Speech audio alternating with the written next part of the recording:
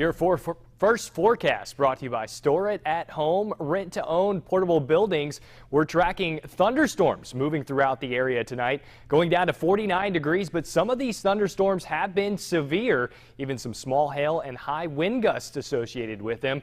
Continue to track those over the next couple of hours. Your ABC 31 News starts now.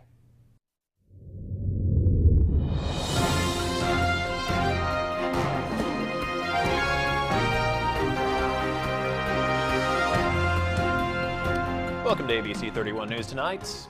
I'm Scott Beadle. With the flood warning in effect until further notice, authorities want everyone to be prepared. That is our big story tonight. That was the focus today at the First at First business meeting at First Baptist Church in Pineville. Major General Glenn Curtis, the Adjutant General for the Louisiana National Guard, was today's keynote speaker. He touched on how the Louisiana National Guard is dealing with possible flooding in areas throughout the state with preparation, awareness, and response techniques. We stay plugged in to the local officials and state officials to see when and where the floods might start occurring. In addition to that, we prepared our equipment and our soldiers all across the state so that if and when those calls start coming, we'll be ready to respond immediately to go out and do whatever they ask us to do, whether it's put in sandbags or earthen berms to help block water and keep it from flooding areas, to high water evacuations, any kind of search and rescue, whether it's helicopters or boats or trucks. So we're ready. Major General Curtis says the Louisiana National Guard is currently anticipating requests, particularly from in North Louisiana. In areas where the Red River flows, the Ouachita and the Mississippi River are areas of concern. The situation is being watched closely, and the Louisiana National Guard is prepared to respond to those possible flooding issues. Vernon Sheriff Sam Kraft says he has decided to cease operations at the Vernon Correctional Facility at the end of this month.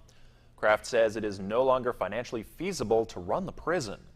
He says the State Department of Correction will review the inmates and decide where they will be transferred. State police report the weekend death of a Eunice woman in St. Landry Parish. 73-year-old Mary Chapman died in a three-vehicle crash on Highway 10 near Ollie Street. Troopers say she was a passenger in an SUV that was part of that pileup, which happened on Friday night. Rapids deputies say a reported runaway juvenile has been found. 16-year-old Maya Jones is okay. A LaSalle Parish man is arrested for the fraudulent use of an access card back in December. 37-year-old Randall Richard Holmes of Gina is charged with 5 counts of illegal transactions. Rapids deputies arrest an Alexandria couple for a break-in back in January on Trinity Church Road in Pineville. They are Christopher James Berneman and Christy Therese Berneman, both 33. They're charged with taking a riding lawnmower and other items from a storage unit, as well as criminal damage and drug possession. Rapids deputies say they've arrested a Pineville man who is already in jail for the Valentine's Day attacks on members of a family on Overton in Tioga. 34-year-old Kevin Edward Harris is charged with battery, criminal damage, and unauthorized entry. Rapids deputies have arrested 2 in connection with video voyeurism. Deputies say 17-year-old Preston Vaughn of Pineville is accused of taking inappropriate pictures of a juvenile, and 42-year-old Virginia Ruth Trotter of Ball is accused of providing alcohol to other juveniles at the home. A man from Ball is arrested by Rapids deputies for battery and rape in connection with a fight at a home on Highway 28 East late last month. 52-year-old Michael Elliott Gowan is also charged with domestic abuse and illegal carry of a gun. Deputies say he reportedly took advantage of a woman while she was unconscious. And state ag officials say a second man was arrested for cattle theft in St. Landry Parish. 55-year-old Paul Levine of Ville Platte is charged with taking 6 head worth around $7,500. Visitors of Forts Randolph and Bulow experienced what life was like during the Civil War over the weekend at an event called Blue and Gray on the Red. They got to camp out, saw demonstrations, took tours, and listened to lectures, all designed to be an interactive history lesson. On site, we've got several different living history demonstrations. We've got a blacksmith. We've got open hearth cooking. Behind me, the tent behind me is actually doing a period hospital and medical exhibit of what medical treatments and battlefield hospital situations would have been like in the 1860s during the Civil War. If you missed out this weekend, you can find the Forts Randolph and Bulow Historic Site website information for future events. Several area residents are appointees to state boards and commissions. They include Natchitoches Parish Sheriff Victor Jones Jr. of Natchez and Joseph Merrill of Vidalia to serve on the State Drug Control and Violent Crime Policy Board, and Henry Goudeau II of Manny and Thurman Nash of Anacoco to the Sabine River Authority. The Young Professionals Group of Central Louisiana wants the public to come out to their first event of the year.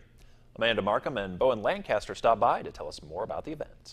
Our first event of the year. It is our annual crawfish boil happening on Thursday, March 8th from 5 to 8 at Oak Wing Golf Club. Hotheads is actually doing our crawfish. We're really excited about that. And just to be able to introduce people to YPG that haven't necessarily been in our group before, it's a great way to get members interacting again since we haven't had our last event since last year. For more information, you can visit ypgsenla.org. Golfers from Menard and Ashe co-hosted their second Bayou Rapids Invitational over the weekend. Around 80 players from 16 schools took part. The golfers played at Links on the Bayou and at Oak Wing. The tournament received financial support from the Greater Alexandria Economic Development Authority, the Area Convention Bureau, and the Friends of Bringhurst. And at another event this weekend, it was all about community. Children were gifted a day of fun and unity at Franco Hunter Park. There were nonprofits, vendors, and music for the adults to check out while the kids played. For a Baton Rouge family, their dog has become more than just a pet. She's the mascot for their popular chicken restaurant, Raising Cane's, but the family is training the dog to be more than just the face of the company. They're also hoping she'll become a therapy dog. WBRZ's Sylvia Weatherspoon has the story from Baton Rouge. Cane, come. Yes. At the young age of 13 weeks, Good girl. Raising Cain III is already learning obedience skills. Good. We've already started on sit, down, stay, and come. So she's doing really well. It's funny, I think this poor puppy has no idea what she got in for. The Graves family took in Cain at the end of January. The former mascot Cain II passed away in 2016 and left big paws to fill. I gave Cain II to Todd when we were actually dating right before he opened the first restaurant, and not knowing the mascot she was going to be, and immediately she just had the most kind, gentle nature. A couple years later, Cain II would become a nationally certified pet therapy dog, visiting hospitals like Our Lady of the Lake. It's an hour of just joy for Cain, the animal, for me, for the patients, for the doctors. It's special.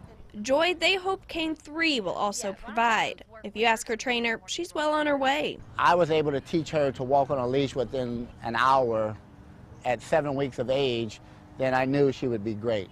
And if you count being front and center at the Washington, D.C. Mardi Gras Ball as a crowd handling test, she's passed that too. She loves people, and she just goes right when there's a crowd and starts wagging her tail and goes up to every single person. So again, I think she was meant for that as well. It's really cute.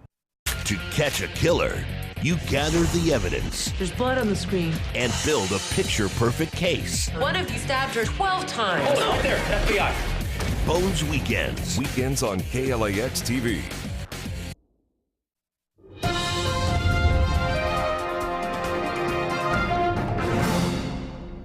For millions of Americans living with type 2 diabetes and heart failure, an aspirin a day may have some added health benefits, or maybe not, according to new research. With more, here's Tara Palmieri. An aspirin a day for diabetics? Well, perhaps. According to a new study presented at the American College of Cardiology's annual meeting, diabetics with heart failure taking an aspirin every day have a lower risk of dying or being hospitalized for heart failure. 12,000 patients were included in this study. They were all age 55 or older and suffer from both type 2 diabetes and heart failure. Half were taking a daily aspirin, half weren't. 5 years later, those taking that daily aspirin had a 10% decrease in risk of death and hospitalization for heart failure. But shockingly, they were 50% more likely to have a non-fatal heart attack or stroke. Aspirin acts as a blood thinner, reducing the risk for clots. Both heart failure and diabetes cause changes in the blood that make clot formation more likely, which can lead to heart attack or stroke. About 27 million Americans have type 2 diabetes and about 6.5 million have heart failure. In light of these results, the study's authors are now urging patients to talk with their doctors to fully assess the benefits and risks before taking a daily aspirin.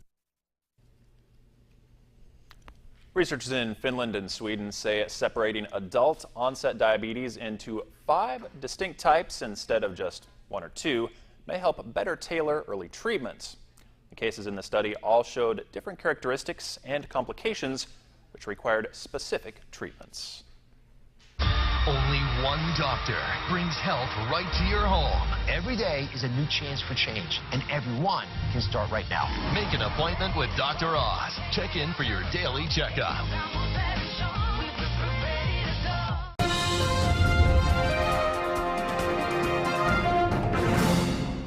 High temperatures out there today were very warm, pushing near record warmth in a lot of locations. 80 degrees here in Alexandria, Leesville at 77 degrees, Lake Charles at 78 today, Baton Rouge around 80 degrees.